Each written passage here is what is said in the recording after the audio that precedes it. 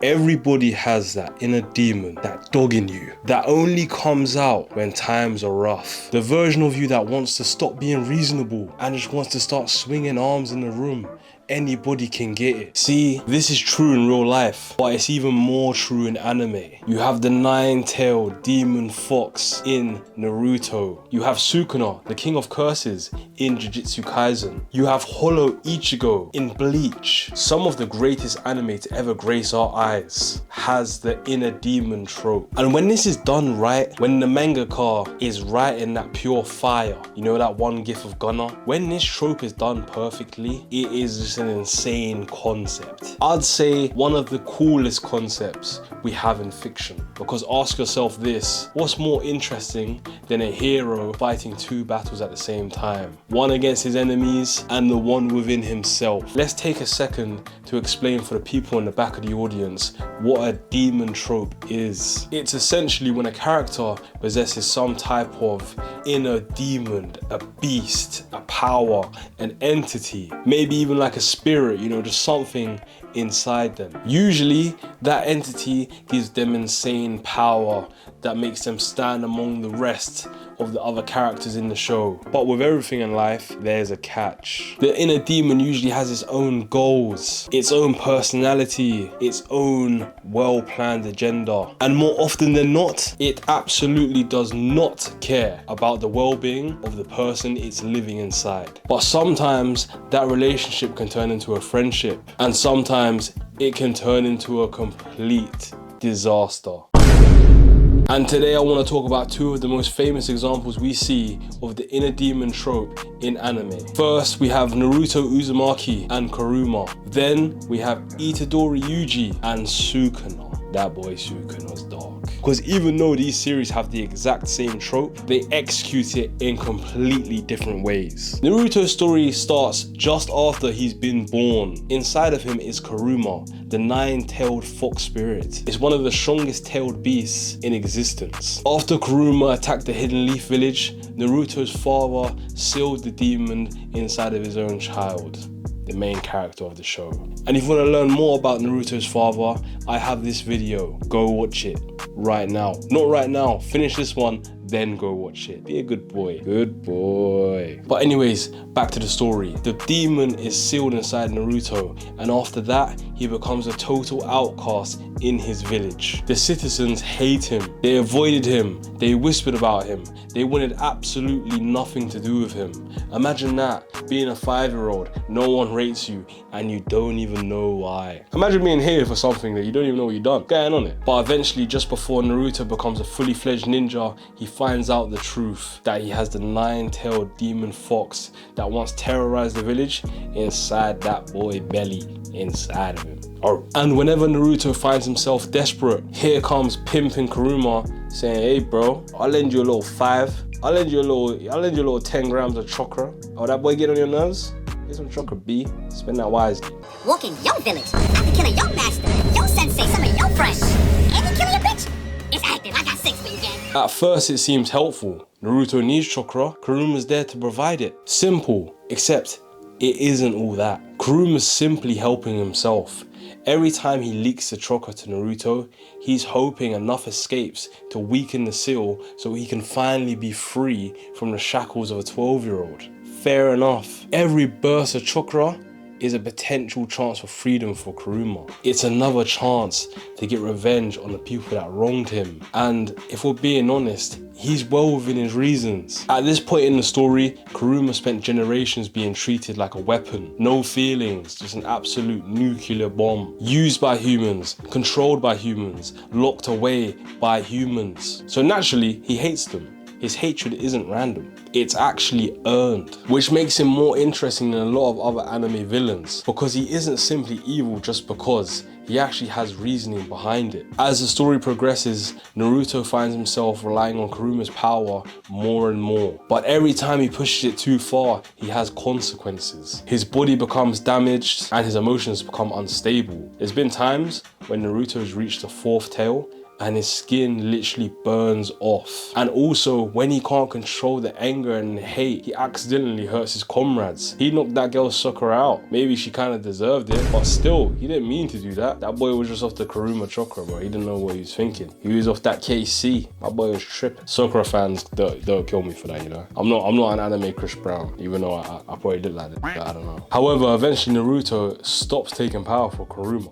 and starts facing the problem head on. He trains, he struggles, and eventually defeats Kurama in an eternal battle. But here's the important part. Our boy Naruto doesn't stop there. He does talk no jutsu on Kurama. And instead of treating him like a wild animal that just has power, he treats him kind of like a person, like a sentient being, you know? He says to him, I'm gonna come after all that hate in you and, you know, kind of fix you basically.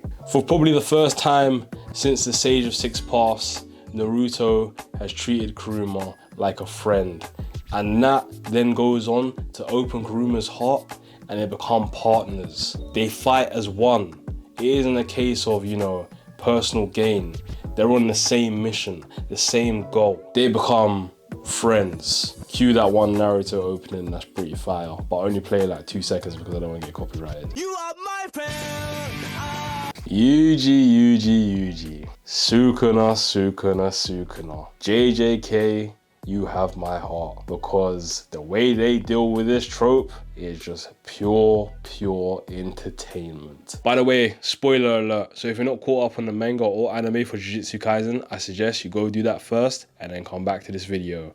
If not, this is your warning, save. Yuji Itadori starts off as one of the most innocent, carefree protagonists we've seen in a while. A breath of fresh air. His goal isn't becoming the strongest at first. It isn't becoming the king of anything. It's simply to live a good life and die with loads of loved ones around him. How cute.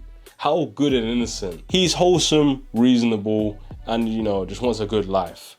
And then he eats that damned cursed finger. Downhill from there, man. Downhill from there. Naruto and Sukuna is known as the king of curses. One of the most terrifying beings to ever exist, unlike our other anime friend, Kurama. Sukuna isn't misunderstood. You know, he didn't have a, oh, childhood, my life was hard, or something like that, you know. He has no kind of sub story for us to relate to. He's not waiting for any type of friendship or talk no jutsu to change his mind. That boy is straight up demon. He like, if King Von was in anime, you know, Yuji's actually like, you know, instead of Yuji, I know it's me, you know, I'm Yuji in my own anime. And King Von, you know, I accidentally, I don't know, ate like a OTF chain, or I wore it by accident and it was cursed, and King Von possessed me. And now, you know, I'm out in these streets, you know. Whenever I have the chain on, I'm that boy, I'm licking down shots out the window, pow, pow, pow, pow. When I take the chain off, I'm like, hey, yo, what just happened? But before becoming a cursed spirit, Naruto and Sukuna was actually human. But, you know, he was on demon time, he linked up with Kenjaku. Kenjaku gave him the spill on how to become a cursed object, so then he can be reincarnated and come back to life and kind of wreak havoc all over again, being that guy, being the strongest guy, and, you know, killing a bunch of innocent people. And I think eating them as well. I'm pretty sure Sukuna is a cannibal. So yeah, he's different. Even Kurama went eating people.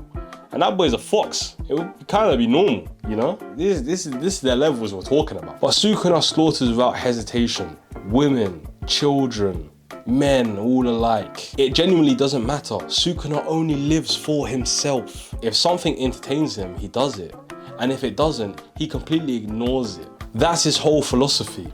So when Yuji becomes his vessel, there isn't even a possibility of friendship. Sukuna immediately views Yuji as a buffoon, someone who's beneath him. He doesn't value him, he barely acknowledges him. He doesn't even call him by his name, no respect. And unlike Kurama, Sukuna never really helps. There's moments where Yuji benefits from Sukuna's existence, I guess, but they're usually accidental or connected with Sukuna's own interests. Like Sukuna won't even heal Yuji. The one time he done it, it was by accident, out of like reflex. And he even made a comment about it saying, damn, I accidentally healed the brat's arm or something like that. He's like, why the f do that? He even like killed Yuji and kind of himself, or one of the fingers or two of the fingers, how many Yuji had in his belly at the time, and straight up just killed him.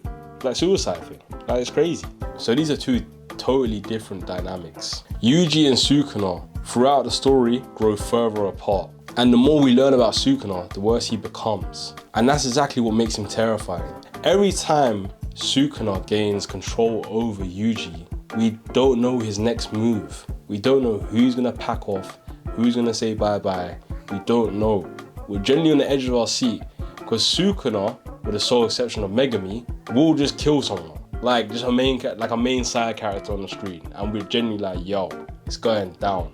Every time Sukuna comes into presence, we know something is going to go left. But this is where the two series split apart. Naruto uses the inner demon trope as a story of understanding. Jujutsu Kaisen uses it as a story of inevitability. Kurama starts off as a monster and ends up as a friend. Sukuna starts off as a monster and ends up being a bigger monster, to be honest with you.